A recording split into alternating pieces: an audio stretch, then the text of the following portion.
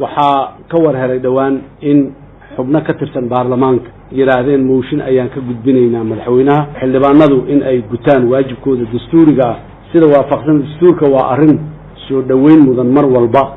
tixgelinteedana leh waajibkaas dastuuriga ah waxaa loo dejiyey in dadka Soomaaliyeed iyo masaalixdooda iyo wanaagooda iyo dawladdisidooda iyo duruufaha gaarka ay ku jiraan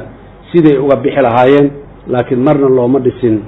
in uu carqalad noqdo ama caqabad noqdo waxaa muhiim ah in shacabka Soomaaliyeed ogaadaan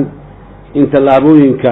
qaarkood ee la qaadayo xilligan inay curyaaminayso ama curyaamin karto waxyaabo badan oo wanaag ah Soomaaliya way dhaqaaqday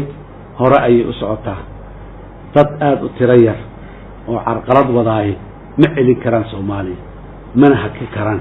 wayna soconaysaa ilaahay idinkiisa waxaan leeyahay hay-adaha dastuuriga ee federaalka ah waajibka iyo waxa dadka Soomaaliyeed ay ku sugayaan ha ku mashquulaan yaani ku mashquulin wada shalay lagu habaabay oo lagu dhumay oo laguna macna beeray maanta dib ay u noqoneen taariikhda ayaa qori doonta dadka waxa ka shaqeeya dadka maanta wadana waa la garanayaa taariikhda ay Soomaaliya ku dhaxleeyeen ee dhinaca siyaasadda